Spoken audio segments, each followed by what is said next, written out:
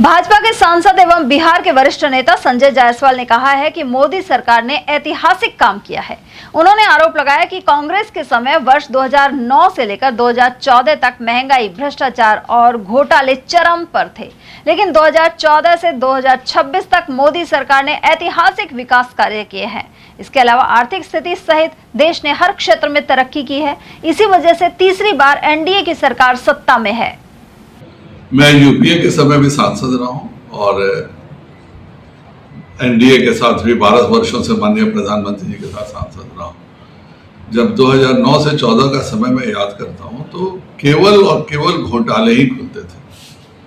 कोई भारत की न कोई वैश्विक पहचान थी, न कोई भारत में उम्मीद दिखती थी कि कुछ आगे देश तेजी से तरक्की करेगा। परंतु माननीय प्रधानमंत्री जी के बनने के बाद इन 12 वर्षों में भारत की अर्थव्यवस्था 345 लाख करोड़ रुपए की हो चुकी है और यह बताता है कि भारत कितना तेजी से विकसित हो रहा है। आज मेक इन इंडिया महज नारा नहीं है, पूरे दुनिया में हम इस छा गए हैं और हर कार्य में आज सेमीकंडक्टर्स, परमानेंट मैग्नेट, इस तरह के C-195 एरोप्लेन, ये सब चीजें भारत में बनेंगी, ये कोई पहले सोच भी नहीं सकता था। 2014 में हम महज 2 मोबाइल बनाने की कंपनियां थी।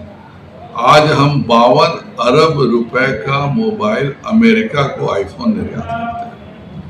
तो यह पूरा जो एक ट्रांसफॉर्मेशन हुआ है इस माननीय प्रधानमंत्री मोदी जी के नेतृत्व में हुआ है। एक तरफ हम गरीब रेहड़ी वालों को भी बैंक की सुविधा दे रहे हैं, गरीबों को मुफ्त अनाज दे रहे हैं, और वहीं दूसरी तरफ हम आज 38,000 करोड़ रुपए के रक्षा के ब्रह्मोस तक निर्यात कर रहे हैं और यह सब मोदी जी की दूरदर्शी सोच का नतीजा है।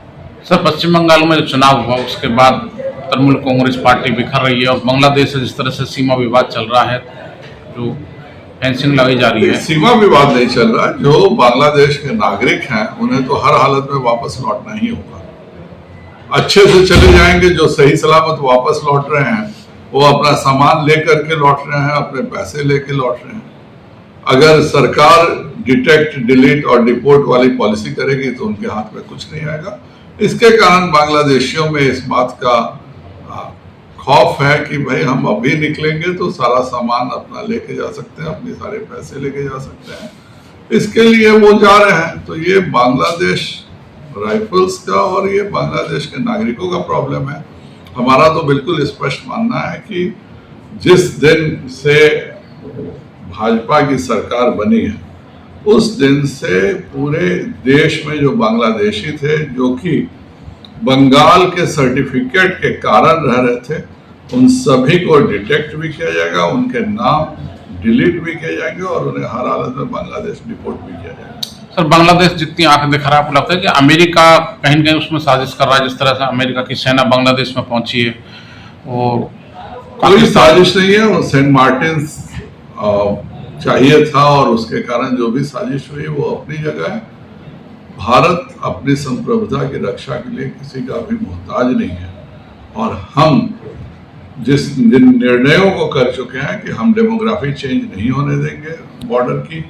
जो भी इस देश का, यह देश हर हिंदू, हर मुसलमान, हर सिख, हर ईसाई का, पर यह बांग्लादेशी और रोहिंग्याओं का हरगिज नहीं है और उन पर कार्रवाई होकर रहेगी। उधर अलवर दौरे में वे भाजपा कार्यालय पहुंचे। यहां जिलाध्यक्ष अशोक गुप्ता सहित अन्य नेताओं ने सांसद संजय जायसवाल का स्वागत किया।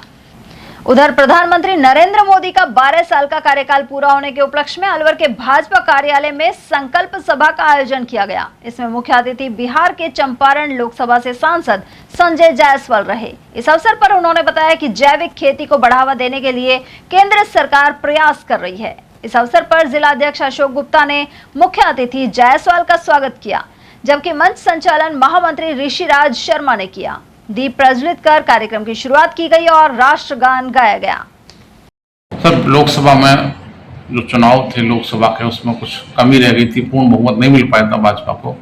राज्यसभा में भी पूर्ण बहुमत नहीं था, लेकिन अब स्पष्ट बहुमत दोनों सदनों में हुआ है। एनडीए को पूर्ण बहुमत मिला था। पिछले चुनाव में भी एनडीए को पूर्ण बहुमत मिला था और विगत 3 चुनाव से माननीय मोदी जी के नेतृत्व में एनडीए को पूर्ण बहुमत की सरकार बन रही है और इसके कारण ही देश में इतने तेजी से विकास हो रहा है। सर, जिस तरह से राज्यसभा में 7 सांसद आए आप पार्टी के, लोकसभा में भी काफी सांसद जुड़े हैं और दोनों सदनों में अच्छा बहुमत हो गया बीजेपी के पास। मुझे यही लगता था हमेशा से कि जो अत्याचार हो रहे हैं वो आम नागरिकों पे हो रहे हैं, लेकिन जिस चुनाव में जीत हार अपनी जगह है, पर जिस प्रकार से तृणमूल कांग्रेस टूटी है, यह बताता है कि अत्याचार केवल बंगाल के लोगों पर ही नहीं हो रहा था, वो तृणमूल के नेताओं पर भी अत्याचार हो रहा था। वरना कोई भी पार्टी जीतती है, कोई भी हारती है, पर इस तरह से पार्टी ही समाप्त हो जाए, यह बताता है कि ममता बनर्जी अभिषेक बनर्जी के अपने भतीजे के प्रेम में उन्होंने सारी पार्टी गंवा दी।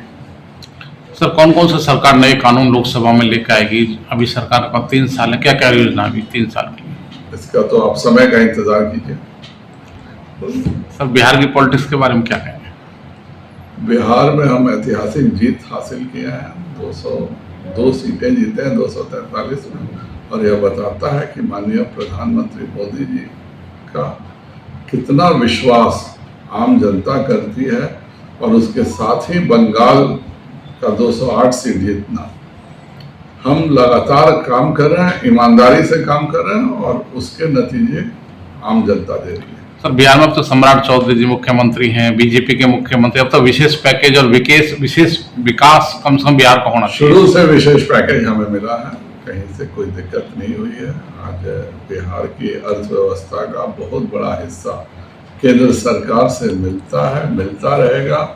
कोई भी राज्य जो विकास की ओर अग्रसर होगा, केंद्र सरकार को पैसे देने की भी कोई कमी भी नहीं है और कोई दिक्कत नहीं है। अलवर पहुंचे हैं साहब, किस तरह के कार्यक्रम में भाग ले रहे हैं, क्या संदेश देना चाहें? अभी मैं जैविक खेती के कार्यक्रम में था, काफी किसानों से हमारी मुलाकात हुई, कृषि विज्ञान केंद्र का मैंने दौरा भी किया। आज अगर धरती माँ को बचाना है तो हमें प्राकृतिक खेती की तरफ बढ़ना ही होगा, और इसीलिए माननीय प्रधानमंत्री जी ने अपने 12 वर्ष के कार्यकाल पूरे होने पर जैविक खेती को बढ़ावा देने के लिए विशेष अभियान चला है, और उसी के तहत मैं जैविक खेती की कार्यशाला में भाग लिया, काफी किसानों के साथ थे। हम अभी इंटेलेक्चुअल्स जो हैं अलवर के, उन सबों के साथ से भी आपस में वार्तालाप करेंगे, उनके जो संदेश होंगे वो केंद्र में पहुंचाएंगे, और हमारी जो बातें हैं वो हम जनता के सामने रखेंगे। भाजपा की सबसे खूबसूरती यही है कि हम हर वर्ष अपना हिसाब जनता को देते हैं। सर, बुद्धिजीवी लोगों से आज मिल रहे हैं, उनके साथ मीटिंग भी है, किस तरह की वार्ता रहेगी?